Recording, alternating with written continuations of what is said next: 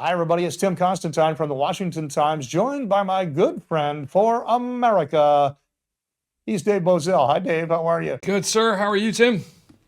I am doing very well, except I got to tell you, I'm irritated by the media malpractice on this entire tariff scenario. Yeah. If you go back to the first week of the Trump presidency, and I mean literally 1 week into the presidency, the mainstream media was complaining about the price of eggs. Donald Trump said he would do this as soon as he got in, prices would go down. Right. It had been 7 days, 2 of which were a weekend, but they were blaming him.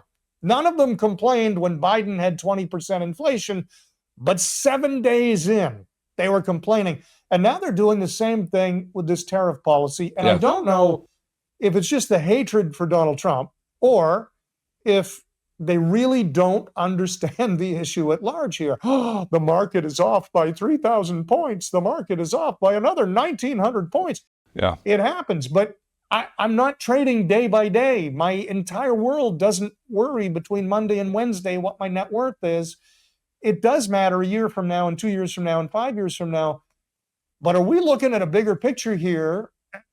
What is wrong with the American media? And I'm using the tariffs as the example. Well, yeah, my name is David, but I'm not a Davy day trader either, Tim. These guys are economic illiterates. Most of the media are. Now, I love what Pierce 007, Pierce Brosnan? No, Pierce Brosnan. Pierce Morgan. Jesus. Anti-gun Pierce Morgan. No, but he said it right. He said there's one thing I'm 100% certain of. No one has any idea if this is going to work.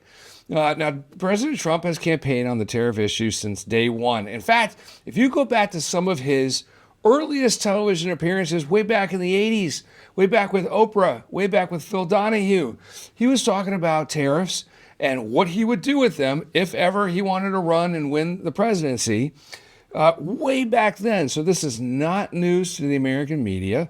What would a fair media do? They would have dissected and digested and investigated the impacts of tariffs fairly long ago. Instead of this hyperbolic, I can't believe I lost 2% of my 401k today, and how dare Trump do this, and was the rollout done properly? And what he had been talking about it every single day, for heaven's sakes. And he announced a month in advance, Tim, a month in advance. April 2nd is going to be the day, the Liberation Day. And they still act like he just sprung this trap on all these countries. And worse than that, Tim, the White House has announced every single day the amount of countries that have come back to the table, to the White House. I think the number is well over 70, 75 countries now. Fair reporting would suggest that who are these countries? What do they want in return? But they hate him. To your first point, they hate him so much. They want to see him fail beyond, more than anything else, that they're just willing to dog every move he makes. And this is just the latest example by the press in doing so. The tariffs are the best example, of course, but everything Donald Trump does is a negotiation. Everything. Everything he does is a negotiation. When he threatened to leave NATO, he didn't really intend to leave NATO. He was snapping reality to Germany and France and the other countries who had been shirking their financial responsibility and expecting the United States to carry it all. When he talked this year, not only in Ukraine, but about Europe carrying the load for some of the European defense issues in NATO, then they were shocked. And then they acted as though the United States would be upset when they said, well, it's high time that we went ahead and planned our own defense. And I'm thinking, yeah, it is. Right. Thank you. Right. That was the whole purpose of Donald Trump's negotiation. Right. So in the tariffs here, it isn't because he wants to charge more money for everything. It is to bring people to the table. And if we're to believe what he said the other night, they've got like 50 countries that have come back and said, whoa, we really don't want to mess with this. We would like to deal with this. Vietnam said, let's get all tariffs off. Let's just both be 0 and 0. Yeah. You've got all these countries who are suddenly seeing the light. So the issue here isn't what happened on day 1 or day 2 or day 5 of his tariff implication. It's what are the implications a year from now? If all of a sudden there are no tariffs anywhere, this initial pain will have been well worth it because the price of literally everything will go down. Yeah, I mean, Donald Trump, more than any politician in the modern era, has his pulse on flyover country. He understands if you go 40 miles west of Washington D.C. toward a little Civil War town called Front Royal, or a little points beyond to Winchester, and then you head off to West Virginia, there's nothing there, Tim. There's no industry there.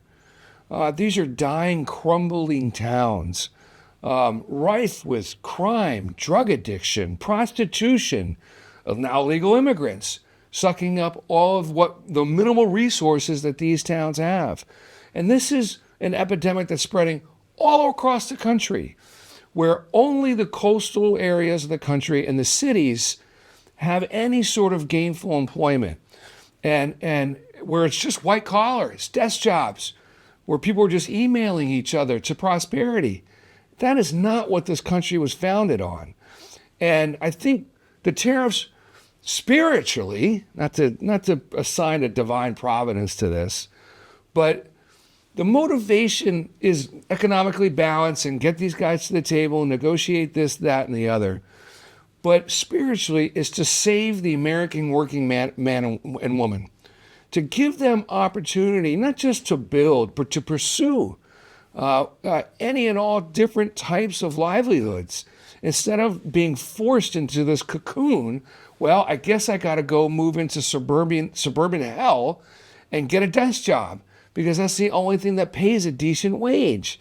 And I just think it's incredibly healthy for the country. It is an incredible, awesome opportunity as a reset economically, but also just spiritually as a nation, getting back to our roots as builders. We should be builders, not just buyers internationally.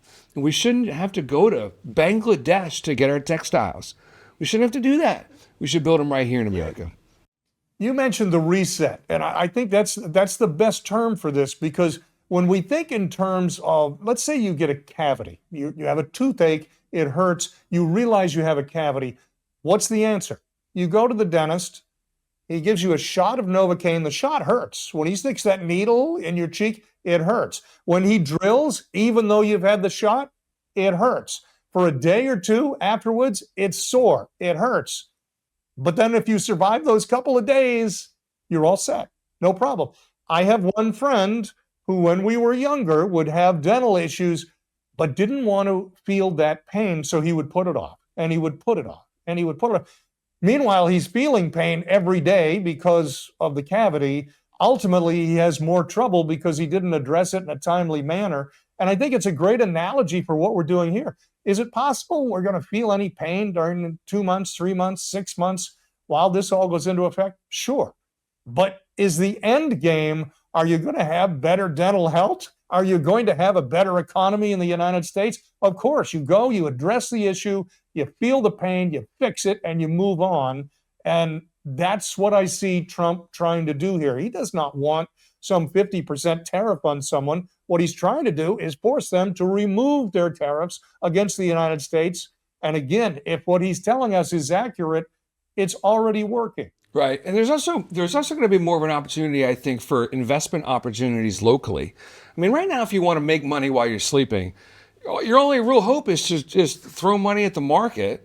And then some days you do well, and some days it's like eating soup with a fork. But locally, I think as communities band together and invest in each other, I just think this is going to be just a total net positive for the country. And I, you brought up the toothache situation. I mean, my kid's going to college next year. My 529 account is in total disarray.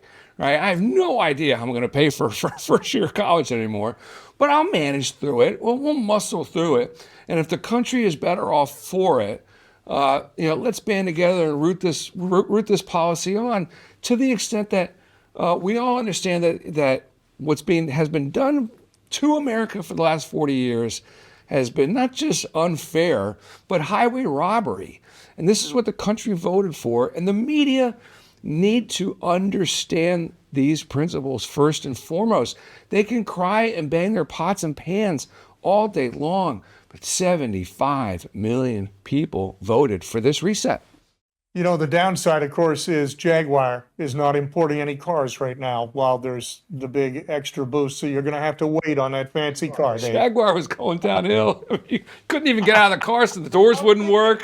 What car? What car? They have one model right now. That was a complaint the other night, is Jags aren't coming in. I'm thinking they have one car, and it's an SUV, a little mini SUV that looks like a Dodge. I don't even understand why people are buying it. I'm sorry. I don't mean to diss on Jags. I'm just saying the complaints that have been put out there, the result of this, are really a stretch. Right now, I don't think we're feeling it that much, unless you got a 529 or unless you're retiring tomorrow. You might have a little worry, but I'm telling you, 6 months from now, you're going to be just fine. Just hold tight. For America, he is Dave Bozell. I'm Tim Constantine from the Washington Times. Thanks for joining us.